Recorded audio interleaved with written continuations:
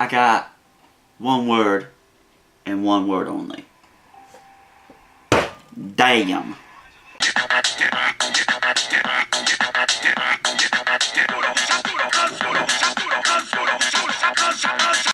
Hello everybody and welcome to week 12 of the 2018 NFL season. I'm your host, Kirk Pie, also known as the TBCC. Wow, what an exciting week 11, and I'm not even going to try to pretend I'm late, because I'm definitely not late, but I am at the same time. So, just to basically, I'm going to do a recap of what I said on Twitter. By the way, speaking of which, if you don't know, if I'm late on a video for whatever reason, feel free to follow me on Twitter. Twitter, I will post on there my predictions if I'm ever late to a specific thing. So, if you see me posting something on Twitter about my predictions for a Thursday night game, you know the video is going to be late. Because I will acknowledge it. Anyway, but I'll just run down what I quickly said on Twitter. I took the Lions straight up and against the spread.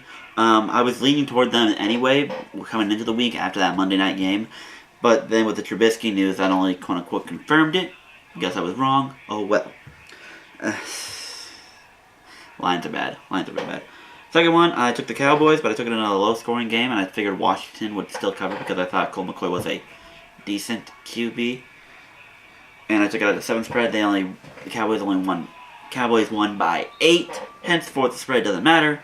Screw me sideways. And in the final game, I said the Saints, and you can take them against the spread as well, because I knew the Falcons had next to no defense. Although, in a hashtag RBNRG situation where Drew Brees throws a pick, after the announcers jinx it, whatever. You still got away with the spread, but a lot of people got robbed because they took the over in a game that ended up being somewhat low scoring. Blame Atlanta. What was it, 4 turnovers, 3 of them in the red zone? That'll hurt. That hurts the team. Anywho, let's go recap last week. You know, that's what I'm supposed to do at the beginning of these videos. Going 7-6 straight up. Over here. 7-6 straight up. And 4-8-1 against the spread. Grand totals here: 99, 60, and 2 straight up, and 68, 82, and 9 against the spread. 9 lovely pushes in games where people, I don't know, what can you say? Spread picks, I knew I was bad, but this is just bad, and it's only getting worse. Going, what, 1-2 in Thanksgiving spreads? But hey, at least I went 2-1 straight up. Would have been 3-1 if I had a little more faith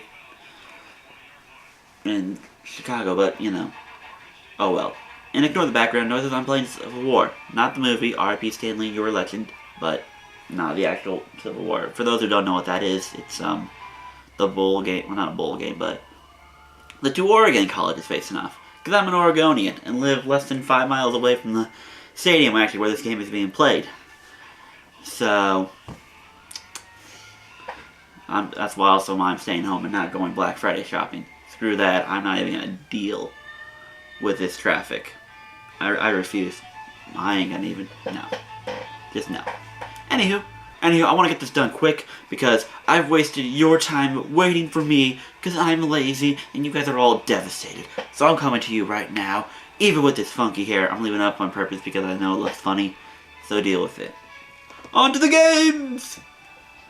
Yippee-ki-yay! First game we're going to look at is an AFC North matchup when the Cleveland Browns head to Cincinnati, where the Bengals are 3-point favorites at home. And we already know this deal, 3-point means it's a toss-up.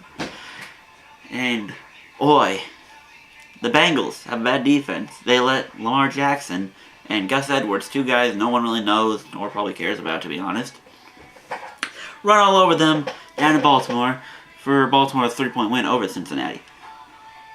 Cincinnati is lacking a defense, and Cincy's offense is kind of up and down when A.J. Green can't play. Speculation is that A.J. Green will probably be back for this game, but I still don't know yet.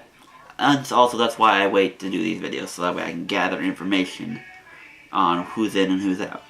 Which is why these Thursday games always kill me, because it's either released during the Thursday game or not. Anywho, the game in Cincinnati, Cleveland, all 3 of their wins have been at home so far. They have not been a very successful road team. Although then again, they're an up and down. Cleveland's still got a long ways to go. They're not ready to be that team that everyone wants them to be. I'll admit, I kind of dislike them being a football fan, but as the years go on, Baker Mayfield's someone I want to root for now with just his attitude. Nick Chubb's a good running back, and that defense is better than a lot of people give it credit for. A lot better than they give them credit for. And then Cincinnati, it started strong, kind of faded, played a bunch of better teams, more or less, so that's why they're down. I wanted to go Cleveland. I've been thinking Cleveland, but I think Cleveland, again, with Cleveland not winning a game on the road, it's still a little tricky. Cincinnati still has that quote-unquote veteran presence. Cleveland's young. They still got an interim head coach. I think the road is too much. Although, I do see a close game. Although, with a 3-point spread, I think that's sneakable. You can get away with it. So, let's take Cincinnati minus the 3. Second game we're going to look at is when Seattle heads to Carolina, but the Panthers are 3-point favorites at home. Boy, I've received a lot of criticism over the years for trying to proclaim that this would be the next Brady v. Manning. Hey. Although, Seattle has for the most part dominated this series. Cam did get 2 of them during their 2015 playoff run. But this series has been mostly owned to Seattle. Although now Seattle's been going on a little bit of a downfall. So they're back down to the mean. While Carolina has also dropped 2 games now to teams who, well, Pittsburgh, you can go up and down on whether or not. But they also lost to Detroit, which they thought they should have won that game. A lot of mistakes from what I saw. A lot of missed kicks from a guy who made a 63-yard field goal a couple weeks ago. I don't understand kicking. I'm not a kicker. I played D-tackle in high school, and we went for it on 2 anyways, because, not like we were that good or anything. But how do you make 63-yarders one week and then miss extra points the next?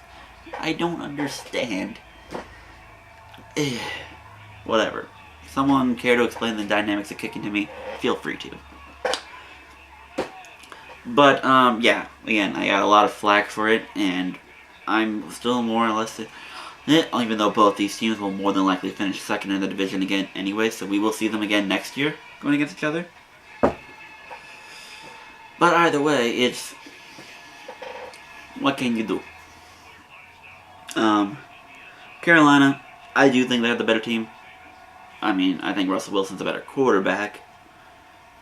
And if you want to go best players on each team, take your pick. The top 2 best linebackers in the league, according to most. Coverage linebackers, not pass rushing. That's annoying me, too. Like, position-wise. Yeah, he's a linebacker, but he's a pass rusher more than he is a pass coverage. So, whatever. That's why it's hard to debate who's the best linebacker. Because Von Miller's a linebacker, but he does pass rushes. Luke's a linebacker, backer. I'm slurring over my own words. And he plays coverage mostly, but he also gets a lot of sacks and a lot of picks. So who do I know? What do I know? Doesn't matter.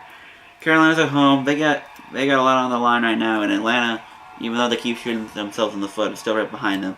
And a wild card, we're going to need at least 10 wins to get into the playoffs, at least in the NFC, maybe even 11. So Carolina needs to shrug it off, needs to proceed on it. Seattle's had a bit of a rest. They had to play the Thursday night game. But I think it's too much. I think Carolina will smack themselves in the face and realize, hey, we got to do this. Seattle's not the team they once were. But then Carolina, with home field advantage, can get this win, and you get the points. Take Carolina, minus the 3. And the third game we're going to look at is, I don't even want to look in this game, but not my choice. Is when Green Bay heads to Minnesota on the Sunday night game, when the Vikings are 3-point favored at home. I've said it before, a bevy of times. Kirk Cousins is not your QB. And this is why I made that bet with you, Gio, because I have 0 faith in Kirk Cousins. And he proved it last Sunday night. With him freaking shooting his team in the foot. Crucial pick 6. Another pick that was just overthrown. Mitch Trubisky, I can get away with him throwing picks and turning the ball over. He's a young QB. No one says he's top 10, top 15, even top 20, really.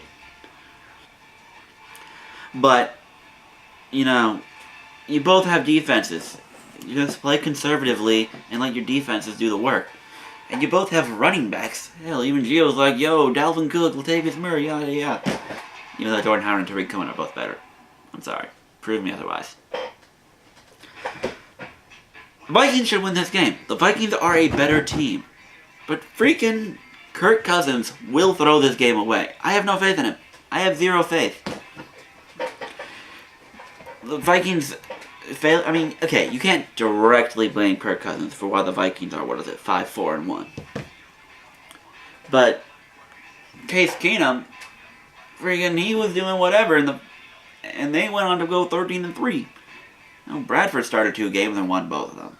Given again, yeah, they also played crappier competition. I won't get into this competition between each year, and yes, the Vikings defense has obviously depleted a little bit, but come on. Kirk Cousins can't be doing this. What was it? Case Keenum only threw 7 picks that year? I have no idea how many Kirk Cousins is that, but come on. Come on, Kirk, if you're that $84 million man, you should be fine. In fact, Kirk Cousins, this is the game you should win. You got Aaron Rodgers. There's no one else on that Packers team. Devontae Adams is a really great receiver and should be considered for top 10, top 15. But this should be an easy one. You're at home, Sunday nighter, against a team whose quarterback is still on and off on his injury, and a team that has essentially questionable offense and lack of defense. Even though the defense has Pro Bowlers, but I won't get into that debate. I can't trust Kirk. I'm taking Green Bay to win this game. And you're getting the spread anyway. Take Green Bay Packers plus the 3. Those are your games. I move here. Wes is going to come here this time because I don't make the rules. I just follow them. The rules for myself. Whatever. And yeah, I'll just put the games up for the Thursday Thanksgiving game. Hope everyone had a great Thanksgiving, by the way. So, I did. I got yams. I'm a happy man with my yams. No ham, though. I'm not gonna lie. Doesn't ham come one thing? I don't know. I'm not in charge of these things. Jags should beat the Bills. The Bills suck. Pats should beat the Jets. Jets suck. Jets starting Josh McCown. And if what can happen to the Jets with Matt Barkley a couple weeks ago happened, I'm sure Tom Brady will be just fine. Eagles should get a road win. The Giants suck, even though they've won 2 close games against 2 crappy opponents with 2 questionable quarterbacks. Nick Mullins I'm up and down on. Although with that being said, I think the Niners do get the win in Tampa, because Jameis Winston's now starting again. Oh well. I'm taking the Reds! Ugh. They should blow out the crap out of this team in Oakland. I just hate double-digit spreads. I hate them. Whatever. What do I know? My problem, I think I like Arizona too much. David Johnson is one of my personal favorite players, so it's hard for me to go against him. But with that being said, Chargers, they did shoot themselves in the legs against Arizona and against Denver. I think they'll win this game, but I think 13 points is too much.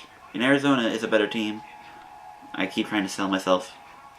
Larry Fitz, David Johnson, they'll have fun. They'll do what it is, and Arizona has an underrated defense. You lost to Oakland, whatever. I think they'll cover. 13.5 is way too many. Colts breeze through Miami. And that's it. Titans are pretty much done. Texans own this division, even though I wouldn't be surprised if Tennessee goes into Houston and wins. And those are your picks. Going into fantasy, I barely won in the League of Assholes, but I also lost in the Lottery League. Although, what had to happen, I was on the verge of losing both, regardless, because of that Monday night game. But the Monday night game, Pat Mahomes did enough for me with Greg Zuerlein getting 11. I needed Greg Zuerlein to only get like 6 points to win the Lottery League. But he ended up getting 11, which the 11 was crucial for me because of Pat Mahomes' 5 turnovers. That ended up giving me that win, a 1-point win over Keith in the League of Assholes. We're coming down to the final weeks here. As I said, Week 12 playoffs for most leagues, or Week 14 or 15. We're getting close, folks. The time is now to make a push to eat some dubs. And that's what we're going to do. And as surprisingly, through week 12, not off the top of my head at least, no one's been eliminated yet, and I don't think anyone can be technically, mathematically eliminated from the playoffs yet, considering everyone's got at least 2 wins, and wildcard spots right now are going to 5 wins apiece for essentially all the spots. So, with, 6 weeks left in the regular season? If you went out and hoped for miracles, Oakland, Arizona, Cleveland, all those other teams, they have a chance. They have a chance to sneak it in. And with that, right now we're looking at a 41-9 score, Ducks ahead of the Beavers. And with that, I bid you all adieu. Adieu.